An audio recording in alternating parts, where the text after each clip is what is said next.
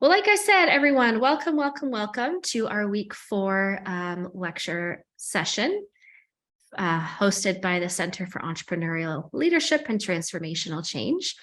I am very, very happy and honored to welcome Emily Wilder from Salinity Seafood and More to our session today.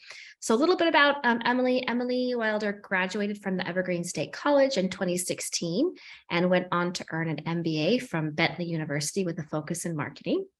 She's worked for the top 2 oyster farms in the country and now has her own business, an online grocery store of Pacific Northwest items called Salinity Seafood and More. During her time studying food and agriculture at Evergreen, Emily ran the Shellfish Club and led twice-monthly work parties at their educational oyster farm, along with organizing farm-to-table fundraisers for the nonprofit Slow Food. It was at the Evergreen Beach that she caught the marketing bug, realizing that the right story and context could completely change a person's willingness to try new foods. A desire to build bridges and increase communication between disparate stakeholders had her serving on the student government and on the school's board of trustees, as well as helping to establish the Real Food Challenge campus commitment and food systems working groups, student-led accountability processing for campus food purchasing. Her online shop, eatsalinity.com, continues to champion the same purchasing ethos that drove that work, supporting local, ecologically sound, fair trade, humane businesses by shipping their goods in gift boxes all across the country. So Emily, thank you so much for joining us, and I'm going to hand it off to you. Thank you so much, Tamsin. It's so nice to be here, everyone. I hope you're having a wonderful day. I'm knitting because sometimes when I'm sitting still, I need a little bit of something to distract myself. I knit all through my classes at Evergreen and grad school. So if you find yourself reaching for something to do while you're listening to me, I totally understand. And I had Tamsin send you a activity sheet that I put together, a couple different activities that might help distract part of your mind so that you can stay focused without getting too distracted by multitasking. So you can probably find that in your email, or if you have some kids at home that you want to print that out for later on. There's just, it's mainly kid focused, but I thought it might be a little something not too distracting that you can do in between taking notes if I say anything noteworthy. So today I want to talk to you about sustainable marketing. And I don't really want to talk to you about my business or what it is that I'm doing. I kind of just want to convince you to care about marketing and to know that you can make an impact by doing marketing of your own. Even if you don't have a business, even if you don't get into the field of marketing, you are all doing marketing every day just by talking to each other about things that you see and hear about. And so every one of us has the ability to have a direct impact on the world, I believe, through marketing, because word of mouth marketing is the most effective way for ideas to spread or for products to get popular. And while sometimes it doesn't feel like it makes a difference what we spend our money on and if we recycle or not, I truly believe that every action makes an impact. And so everything that you do, it's like a small drop of water. So my action is a tiny, minuscule little bit of water, but together with your actions and millions of other people, we can actually build change. We can create tidal waves through millions of tiny little actions. So that's what I see the work that all of us do through our lives, is hopefully having a positive impact. But it might not be creating, a giant wave on its own. It might just be creating, little drops of water that add to a momentum of change. But I think you will all agree that there are changes that need to happen. There are a lot of things that are very sad and really maddening about this world and how things happen in it. And it's easy to get discouraged and to not feel like you can have an impact on it. If climate change is caused 70% by corporations, then, what good is my individual action going to have on that? And I do believe that that's true, and it's not any one of our responsibilities to change the world on our own, or to do everything perfectly. But we do know that there are things and there are products out there that are actively destructive, and there are people who are actively trying to hurt other people. And so anything that we're providing as an alternative to those destructive things, that fits within my world of, what is sustainable. So, I titled this talk Sustainable Marketing because I'm trying to, I'm trying to help sustainable products or sustainable ideas grow and, have a big impact on the world. So marketing can, it can come into play whether you are marketing your small organic farm or you're trying to get people to join you in a political movement to create lasting change. Like, you might have a band and you have some concerts coming up and you want a large audience. You might have a fan fiction site online that you'd really love other people to contribute to. There are so many things in our lives that involve marketing, but we still, it is often, we often think of marketing as being this, thing that's limited to corporations. It is different ways to manipulate people to get them to spend more money. And, that is often how these tools are used, but marketing as a concept on its own, it's not about how they use it. Marketing itself is just storytelling. It's you telling a story through words or visuals, and generally you're trying to create an impact with that. You're trying to cause some sort of action. If you're telling a story for fun, the action that you're trying to cause is, laughter or smiles, but you are trying to get a reaction, and you're choosing your words and how you structure it in order to, to resonate the best with that audience and to,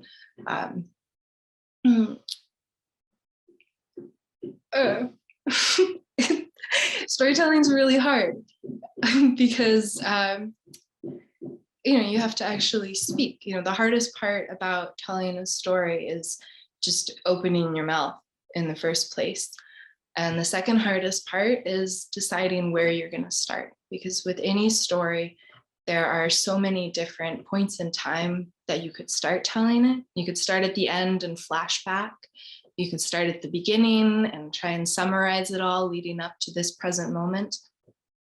Or you can just do snapshots in time. So these are all things that you are going to be thinking about when you're deciding, what sort of Instagram post am I going to put up today. And these seem like these big, these concepts that can feel kind of limited to, branding. How am I going to brand my business? These businessy words. You have to come up with a marketing strategy and all of these like very intense, serious things. But these concepts are very familiar to us. It is like your branding strategy is the same thing as, what do you write on your Tinder profile? That is you doing branding. That is you doing personal branding. You are deciding what photos are you putting on there? What words are you saying? How much are you giving information about yourself versus describing the person that you're trying to attract? When you're a business or looking for customers or, similarly minded people in the world, you are trying to attract a certain type of person. So how are you putting your image out there in a way that will attract those people and will also let other people know, the ways in which they might not actually get along with you? Because any product that you have, or any person in the world, most things, they're not going to be for everyone.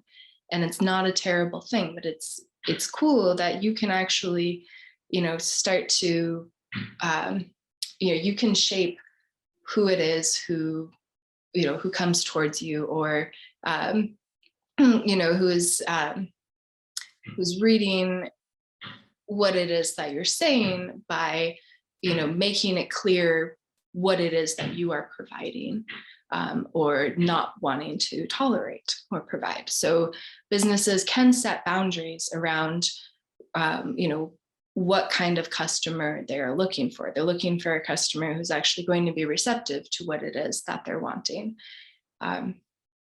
So you're finding your customer and believing that your ideal customer does exist out there. But the truth is, you have no idea.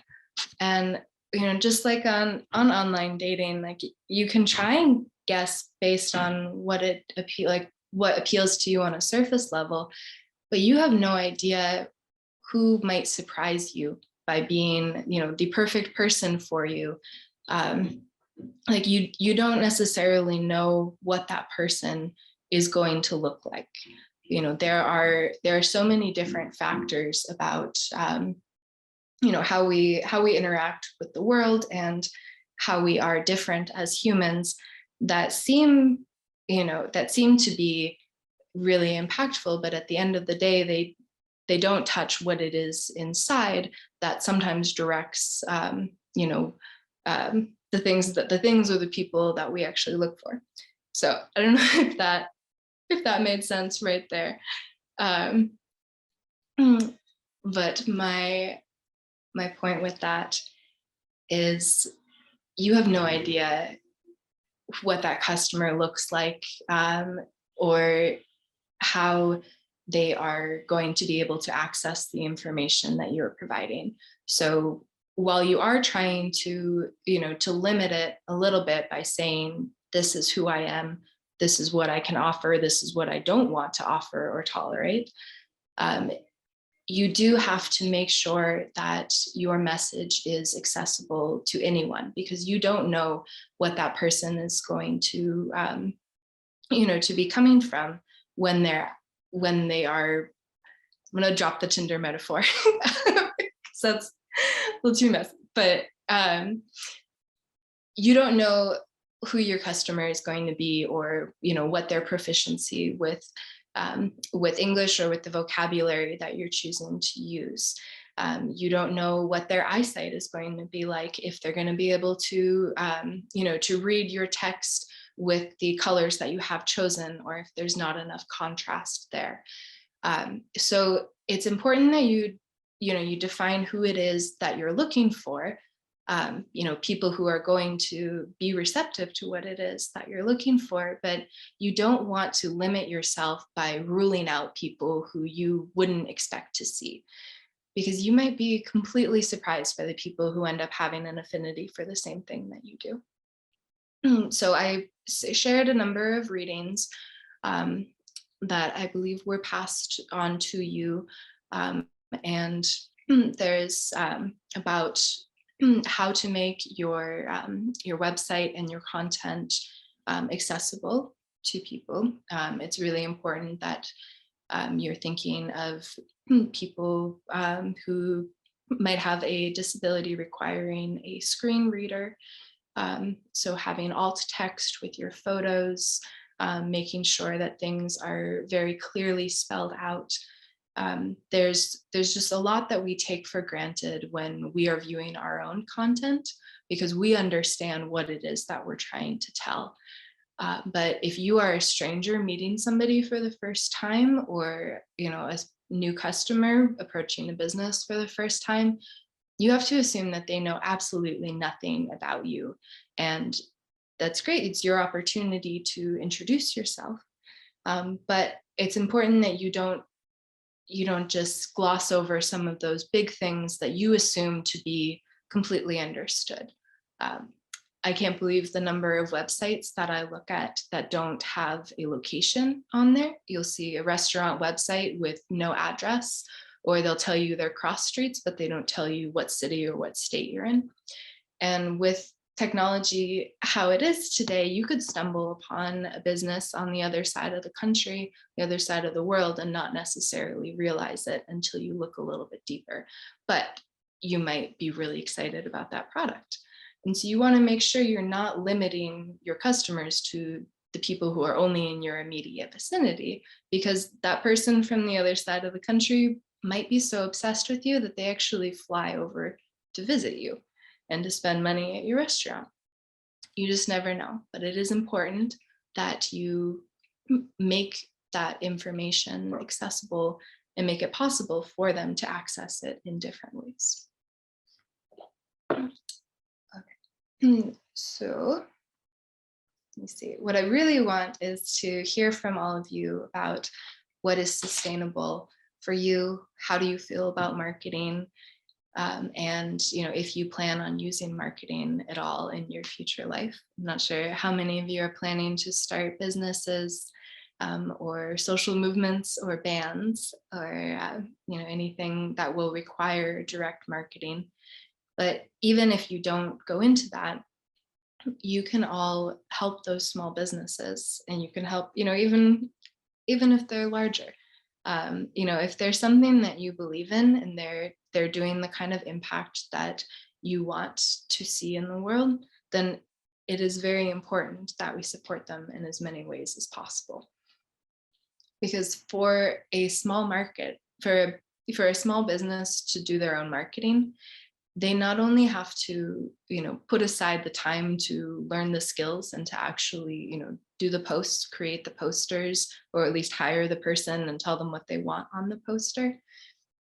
But they also have to get over all of the emotional hurdles in order to even put themselves out there. Like when you are a small business or doing anything that your heart is really in, there's pluses and minuses to having your heart directly involved in the work that you're doing. It makes it way easier to sell because it's clear to the person that you're talking to that you actually believe in it. And it's way less soul crushing for you to be selling something that you really believe in. But you have to be putting yourself out there. You have to be talking to strangers. You have to be telling them your life story often. Like all of those about me pages on people's websites. That takes a lot of courage to write. So recognizing that when you read it and you see people, putting themselves out there, recognizing the work and the courage that it took, and giving them props, but doing whatever you can to help them too, whether it's purchasing their product, just giving them a high five, or if what they're selling really isn't for you, maybe it's something that a friend of yours would like or a friend of theirs would like. You don't necessarily know who's going to like a thing, but if it's something that is having a positive impact on the world, then it is amazing if you can contribute to spreading that. Word of mouth marketing is the most effective way to spread things. And I believe that that is what we need more than anything for creating long-lasting change that will help us fight climate change and all of the just evil things that are happening in the world that we're all so upset about. So it's a pretty simplistic concept. I just want you to talk to people about things that are doing good. And, that can be in person, that can be sharing stuff on social media. All of these things that you do that are, they're helping these local businesses, providing food and clothing for them. They are, helping out the environment. But most importantly, we're redirecting money, energy, and resources away from these businesses that we know are doing bad things in the world. These businesses that we know are using marketing to negatively impact people. They're using marketing to manipulate you to spend money you shouldn't spend on stuff you shouldn't buy. We know that that stuff exists. So what we can do is just stop focusing on that and really, really focus in on stuff that is doing good. So sustainable doesn't have to be perfect, because it rarely is. Maybe they're really good in one category and they're just trying hard in other categories. But what it is it's better. And so that's really what I'm all about, is just helping better things survive a little bit longer. Because maybe that business doesn't last for 10 years. Maybe it only lasts for a year, but it can have impact. It can have positive change that happens during that time. And whatever it's doing, it's going to mean nothing if the story is not told about what it is that it's doing. Maybe not nothing, but it won't be as strong of an impact as it could be without some marketing. But what matters most is the actual action. So we can tell a wonderful story, or we could tell a terrible story. And at the very end of the day, it doesn't matter as much what it is that I say to you, as long as the thing that I'm talking about and telling the story about is positive and good and means something to you. So when you are in this position as a business owner, or in any position, having to put yourself out there and decide what words to use, what images, how do you want to present yourself, just know that it does matter a lot. And it also doesn't, because the truth is really what people are wanting. They want authenticity from you. They want to know you, not all of your smiles. They want to know all of the sides, positive and the negative. And if it's something that they resonate with, then they're not going to care if you had a typo or not. You should always spell check, because it does make a difference. But don't beat yourself up, because it just matters that you keep going, and then you keep trying to have small amounts of positive impact, because that will lead to giant amounts of positive impact. That's about all I have to say as far as my rambling about marketing and sustainability. I would love to hear from you all, clarify anything that maybe I sped through, or any questions that you have. Thank you so much, Emily. I'm going to start with a question that I have, just because I really would like you to talk more about this. I'd like you to share your own. You're talking about storytelling and telling your story. I'm wondering if you wouldn't mind telling us your own story, prior to Evergreen, through Evergreen, and then through your MBA. And as you tell it, I wonder too, if you have anything you'd like to share, throughout your MBA and your marketing degree. What drew you to marketing? What was most illuminating as you sort of continued through this? And then particularly in your business education, what didn't sit right with you? In this series, we've brought in folks from, co-ops and social enterprises and local business, and all of these different elements that sit, I would say not so much anymore, but they're still at the fringe of business and sort of the private sector. And so, if you want to go and start a co-op, an MBA is really useful, but then you'll need extra training or sort of different training to teach you how to do things differently. And so I'm wondering if you had any tension. I know there's a lot of questions in there, but if you had any tension as you were going through your MBA and sort of beyond. Yeah, okay, let me work my way through those questions a little bit. Telling my story, sometimes it's really easy to tell your story, and sometimes it is really difficult. So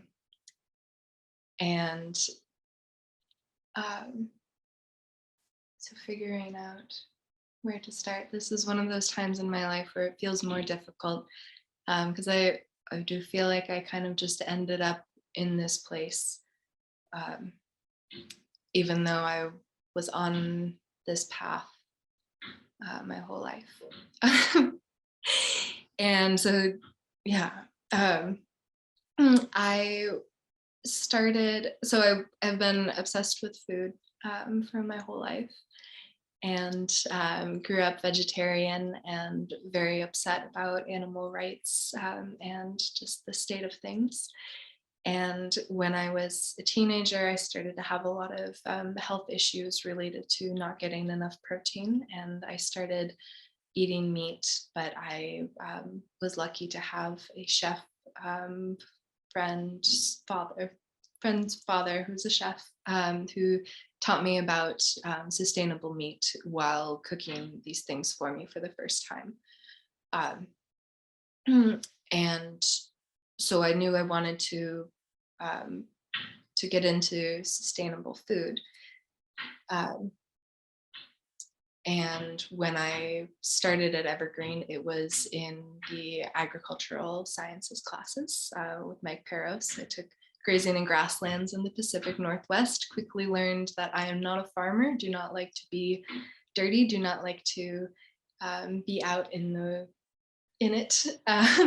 But I also, at the same time as I was letting go of those dreams to be a farmer, I was sucked into running the shellfish farm at Evergreen. And that was a student club. It is now integrated into academics as the shellfish farm.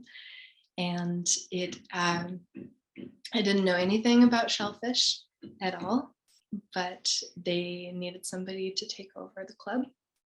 So I so I started making posters for them because I grew up helping out with our theater productions in our local children's theater here. So I knew how to make a poster and I knew how to put posters up around town.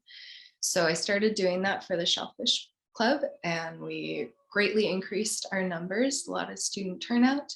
And I realized that that it's that simple as just, how many posters can you put up in unexpected places. So I would plaster campus with posters, in the bathrooms, and I guess that's pretty commonplace to put them. But so yeah, so I was surprised at that, and they convinced me to take over the farm and to start running it because they didn't have anybody else to do it. And they said, it's not about, how dedicated you are to being a shellfish farmer, but it's just about telling this story about these oysters. And so they taught me, like about an hour's worth of information about oysters. And then like a month later, I was on my own doing work parties every other week in the middle of the night for students, teaching them about oyster farming, in introducing people to their first oyster for the first time. So it was amazing to hear, and to see how what I told them would make a big difference in how willing they were to actually eat the oyster. Oysters can be kind of an intense topic, intense food for people. So one workshop that I've given for Sarah Williams's class was all about how to market an oyster, in the how do you convince someone to eat something that is a little bit disgusting to them. So I got very, very interested in that. What will draw people in, and coming up with multiple access points for people. So, maybe you are a strict vegan and there's no way you would ever, compromise that to have an oyster, but you do really love being on the beach and coming out to the work parties. And so realizing that, I can get people involved and have them, still feel like part of it without, it doesn't, everyone can have a different experience and different things that they care about, but we can come together around this same issue, which is, we want to protect oysters and we want to protect the ocean.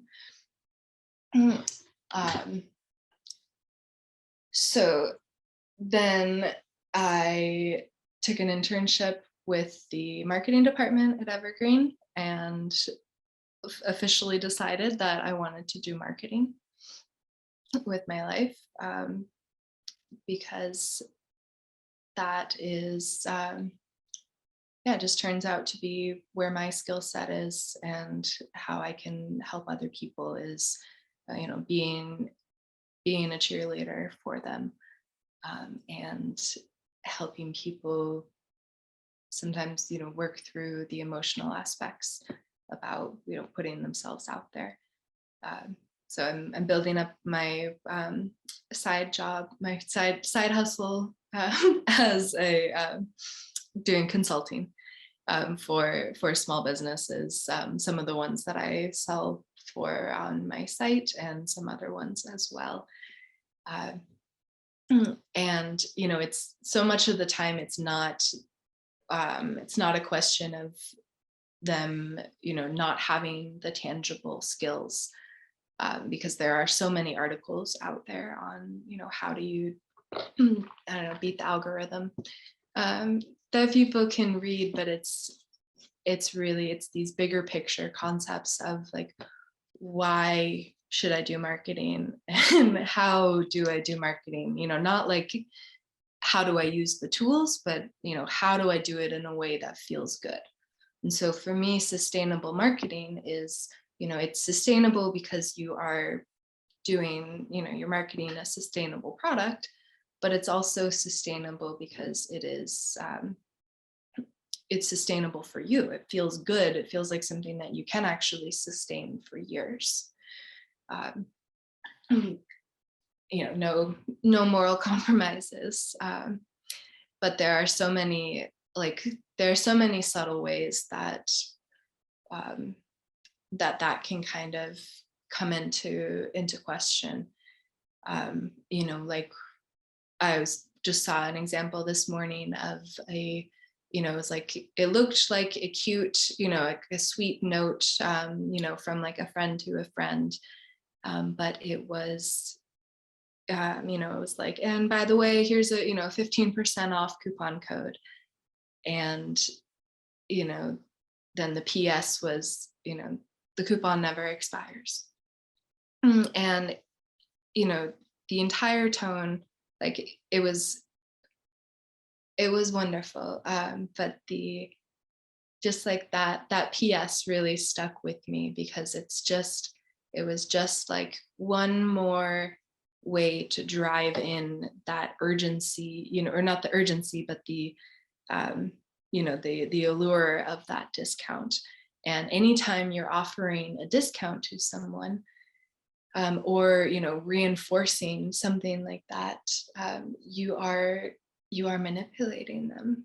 You're changing how they think about something, making it a little bit less rational, a little bit more um, you know instinct driven. You want to tap into their gut. You want their um, you want to get them to do something. So yeah, that was, a lot of the tension that I felt going to business school,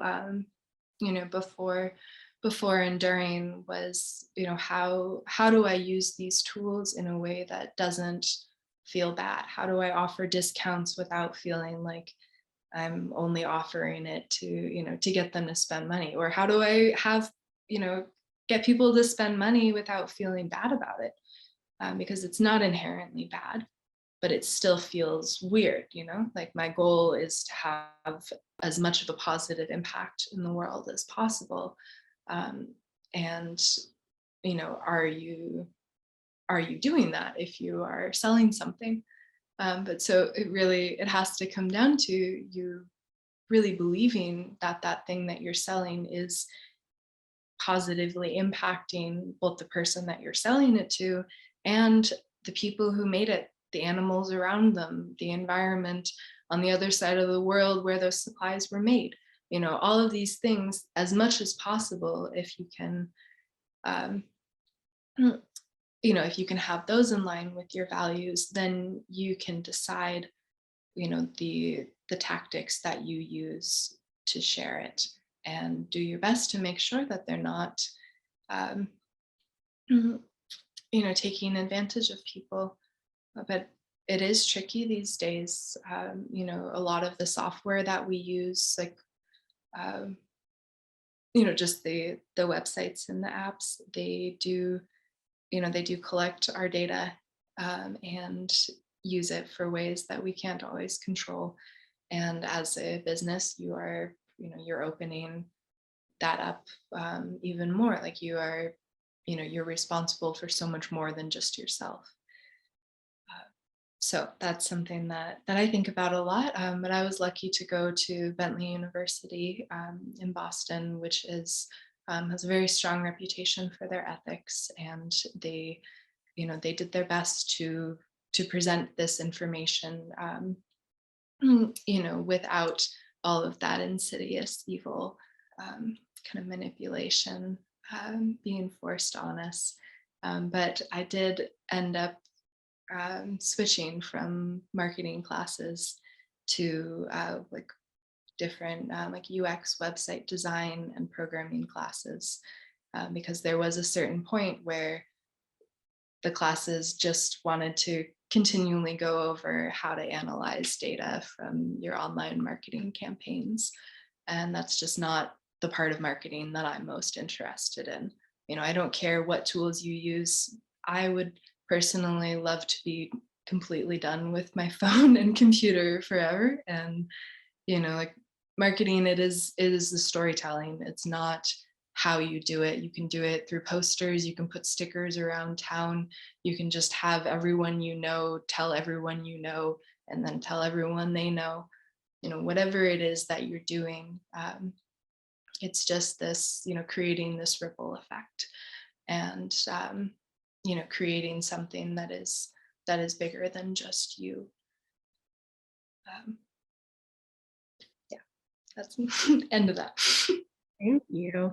I just, on that note, I want to lift up a comment that we got in the chat because I think it's really relevant to what you just said. And, feel free to, there's not really a question in it, but feel free to respond if you want. The comment says, "This really speaks to me as I've been working on building an online art and storytelling business. Challenges with what you're talking about involve the corporations that basically own the major media outlets and the ways in which these corporations are connected to the government. Another challenge are the social media platforms themselves that control the algorithms and what they will allow." Yeah, I see a lot of people on social media, a lot of small businesses talking amongst themselves about, their tricks for beating the algorithm, or for, they're trying to figure out how to get their results to show up. And so there's a lot of, gearing content around that. Like you can, like on Instagram, you can post a photo as a reel, and because reels are favored, it has a higher likelihood of going up. Or sometimes I'll see a business specifically request that their followers like, comment, and save it. And those kinds of requests, I feel like, are it's funny because every post should and could end with it. I think that is that's the subtext, I think, for every single piece of marketing content that you see is, please like, comment, share, and save. It's like, do anything that you can to help let other people know that this thing is important and that they should also pay attention. But it's weird when it's not a person that we're trying to convince, but an algorithm that is looking for, these particular signs. So I personally do not think that gearing your content towards what the algorithm wants is, like, I don't think that that's the key, but that's also because I'm just like mildly rebellious against the social media companies, I guess. I think that ideally you find your customers, in part through social media, but also other ways, and they go directly to, your content, and that is what they're reacting to, is what you are putting out there. So it's less saying? That like, I think what matters most is that they resonate with what it is that you are saying.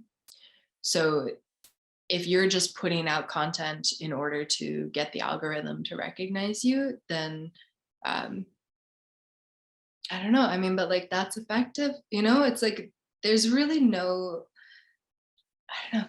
There's just so many different ways that you can do it. And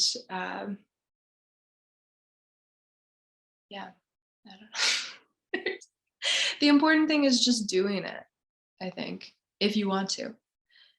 Um, yeah, just do it and share it with other people. And hope and trust that other people will care and give them an opportunity to find you, but don't obsess about it too much, because what's really important is the thing that you're doing, not how it is that you're sharing it.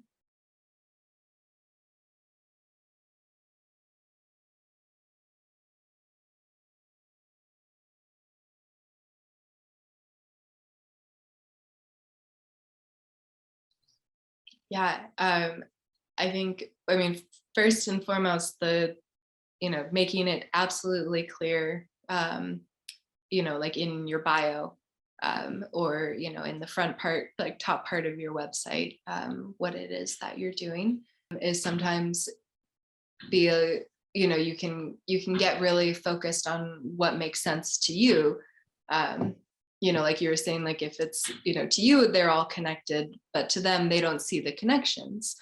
And that can, like sometimes you can get away with, you can have a big impact by surprising people, but it only goes so far.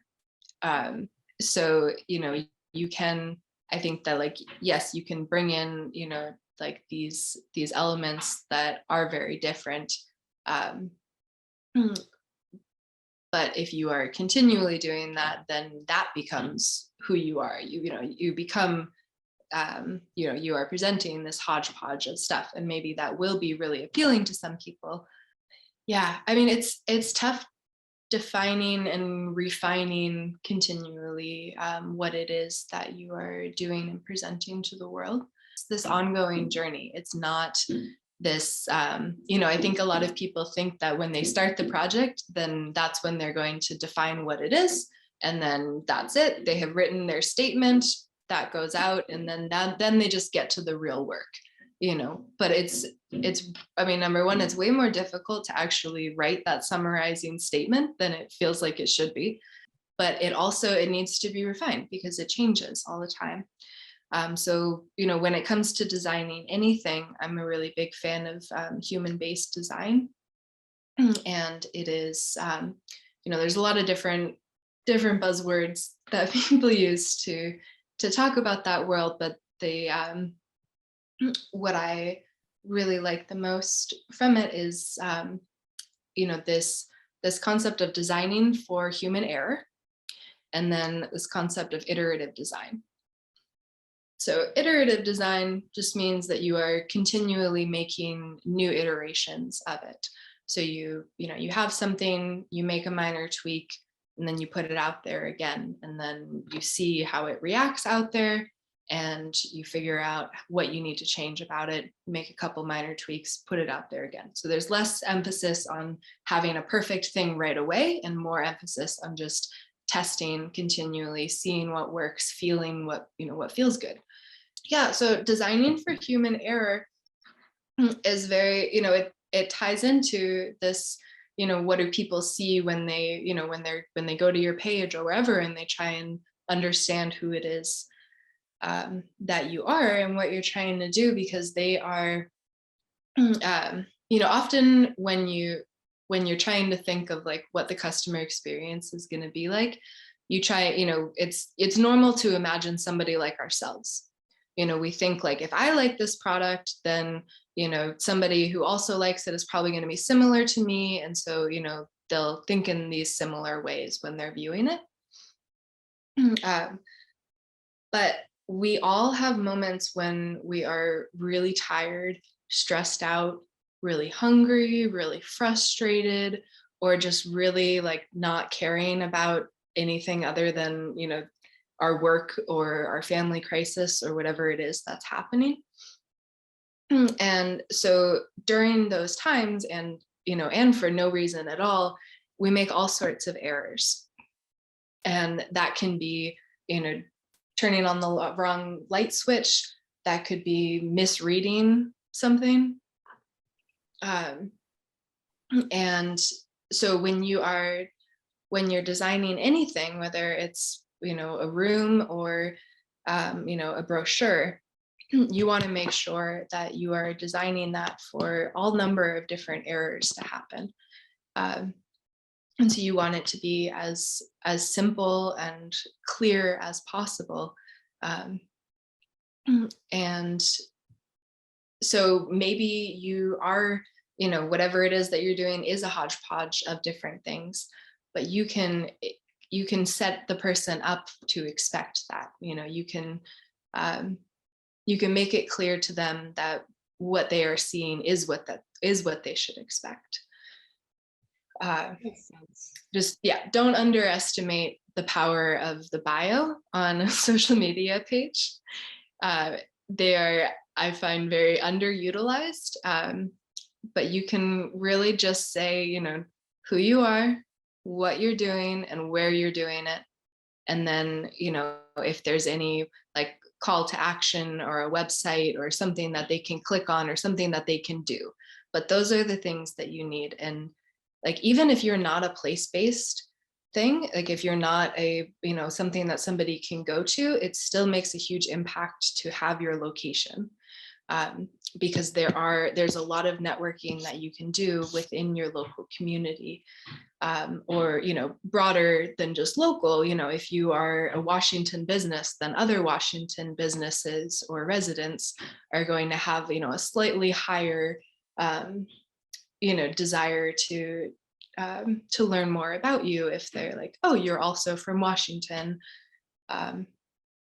But if you give them no information and they have to tell themselves a story from looking just at your pictures, or piecing together these different things, then you're putting more work on them. You're increasing the likelihood that they're going to misinterpret it, and miss your point completely. Or that it's just going to be too much work for them. And we've all got a million things to do in our lives, and there's a very low likelihood that you will get their attention. So you want to make sure that when you do have somebody's attention, that you're honoring it, that you are, really you're showing them that you understand, the work that it takes for them to pay attention to you, and that you're honoring yourself by actually speaking your truth in a way that feels comfortable for you. So you don't need to push past all of your boundaries in order to present an overly confident, over-explained version of who you are, because that's maybe not sustainable for you. But by just being honest about who it is and what you're doing and putting it out there, it can have a big impact. Thank you. Any other question? I have another question, but I'm going to open the floor to see before I ask it. Have any other questions from folks in the room? Okay. I'm just going to ask if you can talk. You said something really, I think, powerful. And I think the thing that you said was echoed in the readings that you shared. You said that marketing is also a means to show people what you do not tolerate. And I thought that was an incredibly powerful thought. And I wonder if you could speak more about that. There's been a huge shift, towards a lot more businesses being really upfront about their political views. In the last few years, especially, we've seen that a lot more than 10, 15 years ago. A lot more businesses being willing to to lose customers over the things that they believe are right or wrong. So that is one way, that's pretty obvious, that a business can, make it clear what they tolerate and what they don't tolerate. They're risking losing customers who disagree with them, and they're using marketing tools to put that message out there. Um, and that's a really, it's a pretty bold decision to make, to limit yourself customer wise. So I think that it is, while it is wonderful, it's, I think we're very admirable when businesses are able to do that. I think that it is important to acknowledge how difficult it is setting boundaries in our personal lives and in business. There's a lot of extra emotions that come into that, even if that boundary that you're setting is the right one and is the best thing. So when businesses do that, I'm always just so proud of them, and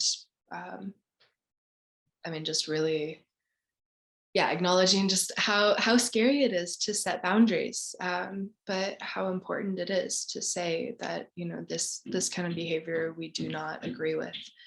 And sustainable businesses do that, by nature of the things that make them sustainable. When you are, if you are, Olympia Coffee Roasters, you are doing, direct coffee purchasing. You are, you're paying your suppliers, and